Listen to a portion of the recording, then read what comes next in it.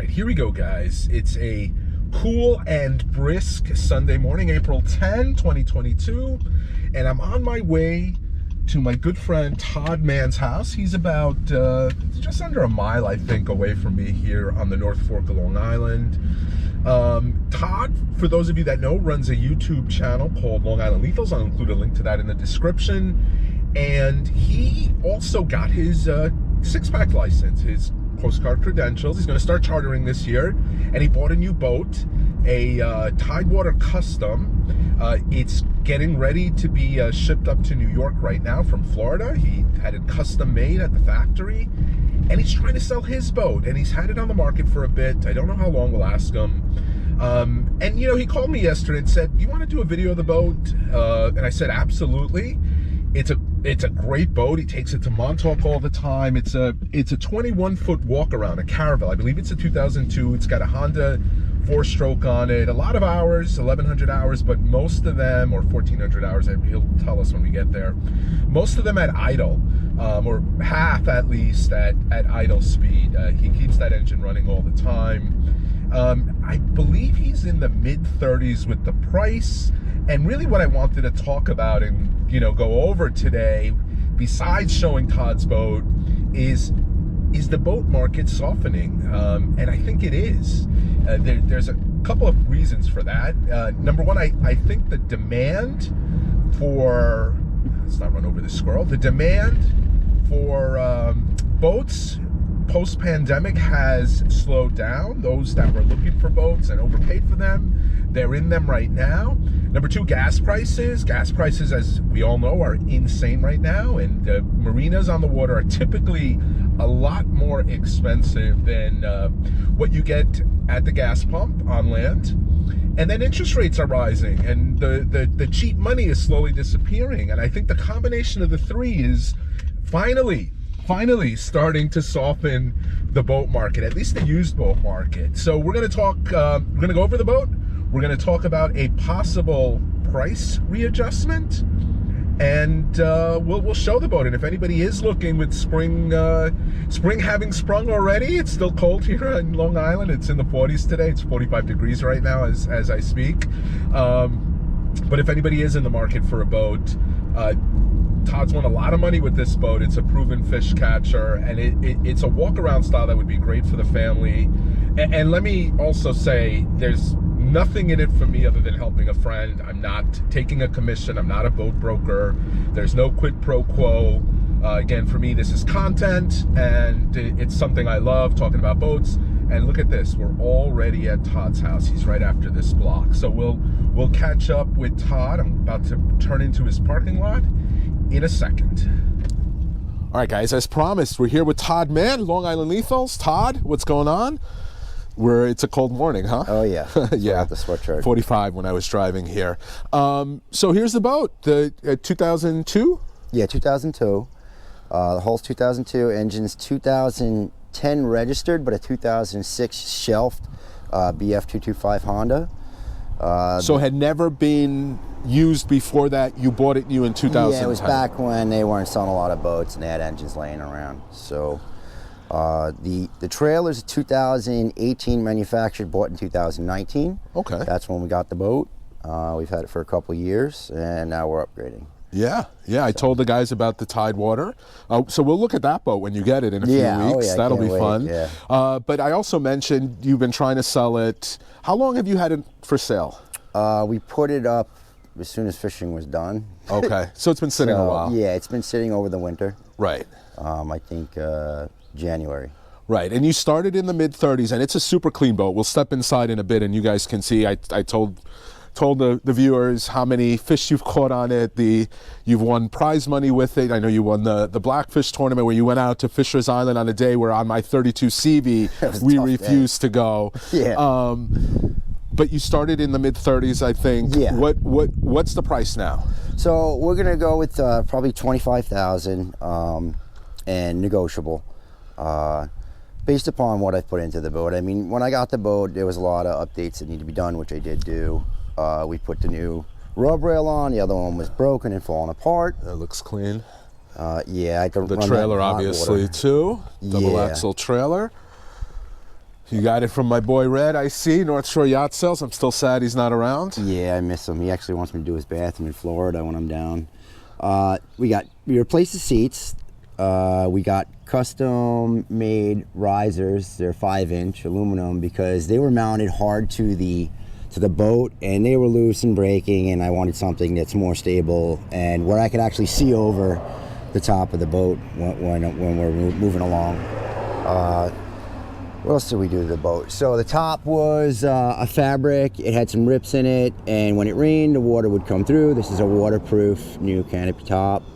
Very nice. Very nice. Why don't we jump on? Yeah, let's hop on. Okay. So we have.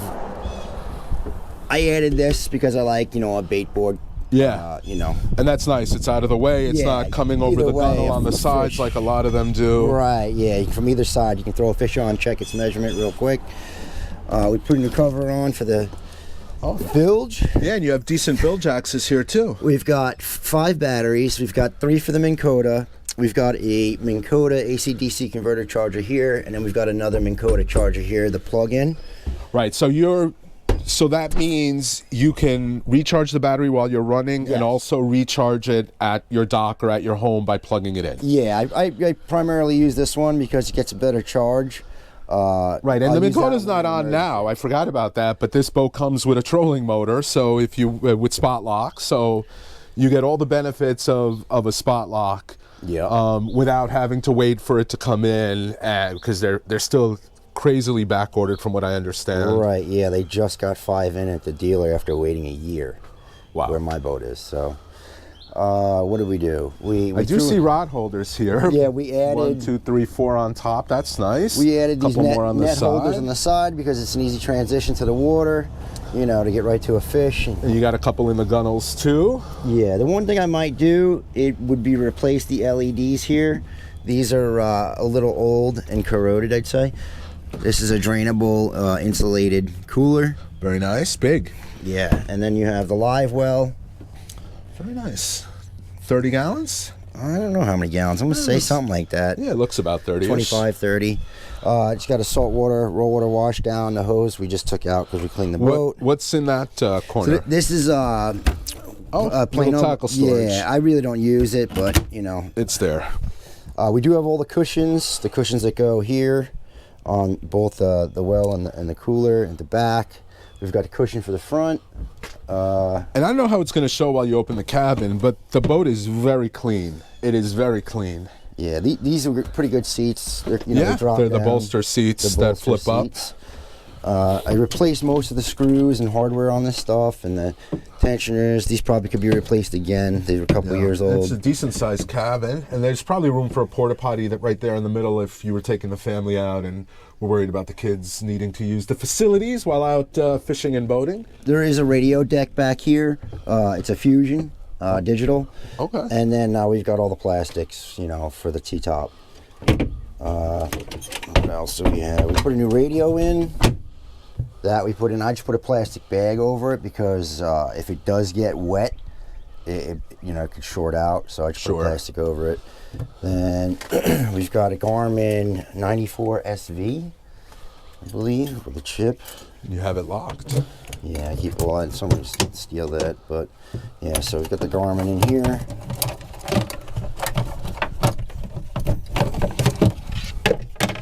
Very nice. Yep, touch screen. Very nice. Not bad. And a little bit of storage back there. So you have your flares back there, horns back there. Yeah, we've got new anchor, new chain, new rope. And you have the Minn Kota. I don't even touch the anchor. Yeah, I've never. My boat, 3 years. I've never once used the anchor. So the engine. And you have the readout, right? Because you. Right. The engine. Guys ask me. I leave my engine running for a couple of reasons. Yeah, you rack up hours on the digital timer with the key on, but I leave it running because I just don't like the idea of the engine being off and heating up and causing the salt to crystallize, and that's when you start to get internal breakdown on the motor. And this is what the DEC, you know, the sheriffs, the bay constables, they always got their engines running, and I've checked on forums where they say those engines that have been bought back from those guys have lasted thousands of hours. Yeah, and for those that don't know, for many years, the Coast Guard only used Honda engines, and like Todd said, they racked up thousands of hours. A lot of local law enforcement use them too. They're one of the most reliable engines out there. I own 3 of these in my boat lifetime.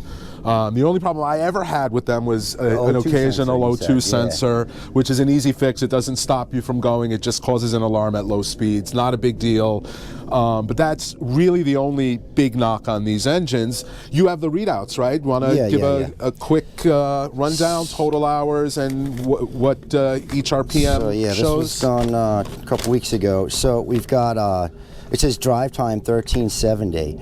The idle time is pretty much half of that. It's 548. So when I'm, you know, people worry about the valves and the cylinders getting what is it, carbon buildup? Yeah.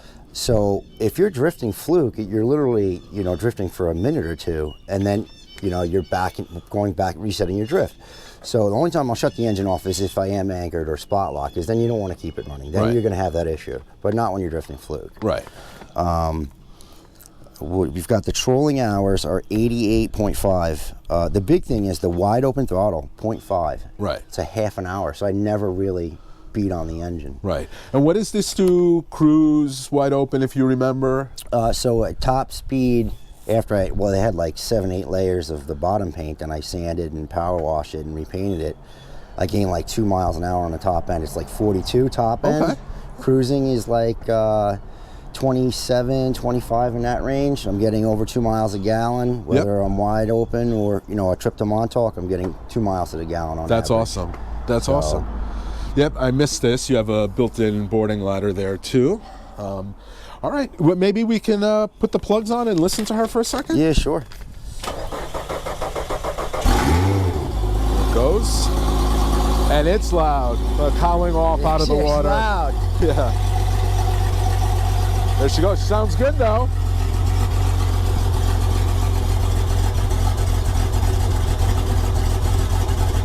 All right. It's going to take a minute to get that water going. It'll build up pressure. Yeah. And it takes a little bit of time to build the water pressure when you're starting it on muffs. Yeah. And truthfully, you don't want to run it too long on muffs. It's just not the same Not the same, right? Yeah, as running it in a barrel or in water. But there you go. I think we're good. All right, so back with Todd. So Todd, if people are interested, how do they get in touch with you? You can either email me at realtimeoff@gmail.com. That's REEL, timeoff@gmail.com, or you can call me at 631-431-5298. All right, awesome. Yeah. All right.